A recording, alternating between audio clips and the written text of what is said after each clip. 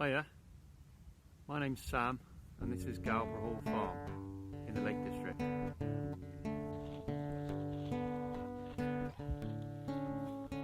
Farmers urgently need to think of ways that they can mitigate against climate change and help to restore biodiversity. These are the two biggest reasons why we decided to change the management on our farm about 2 years ago. Our farm is 385 acres of permanent grassland and it runs up to 1400 feet above sea level. Most of the farm is classed as rough grazing, wood pasture or woodland, and we have about 100 acres of meadows that we're attempting to restore to species-rich grassland. We have a herd of beef shorthorn cattle and we're pasture for life certified. The cows are docile, they're excellent mothers and they can produce calves that grow quickly on grass. We sell all of the beef direct through either beef boxes or to butchers. One of the main things we changed was to change from set stock grazing to paddock grazing with very tall grass, and to help us do that we use electric fencing. The electric fencing is relatively easy to deploy. We've got a few adaptations on the quad bike that make it very fast.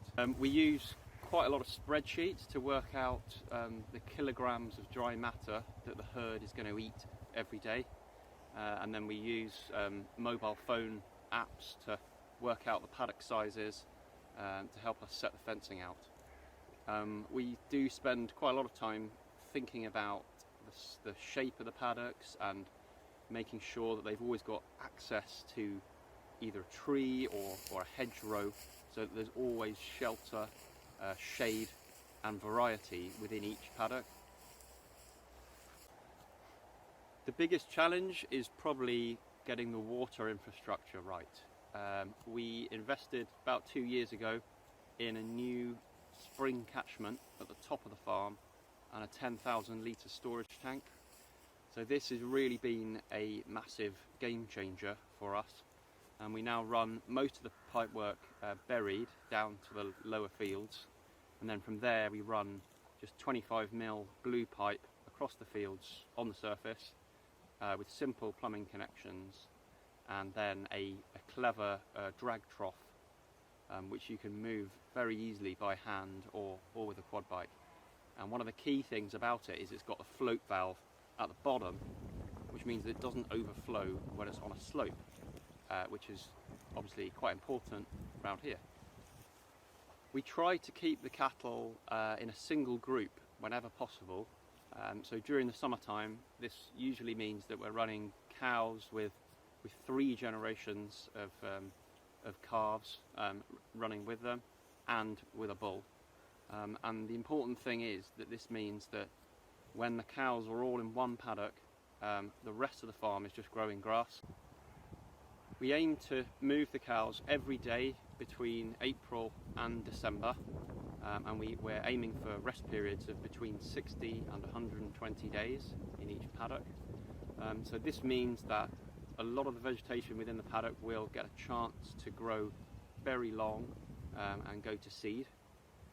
And all of this provides not only a huge seed source and feed source for wildlife, but also helps to ensure that we get new growth and reseeding happening throughout the year.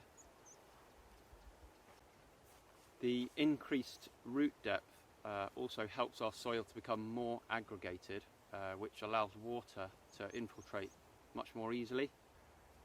In the field where we first started mob grazing, the time taken for 1 litre of water to infiltrate into a 6-inch drainage ring has decreased from over 5 minutes to 14 seconds.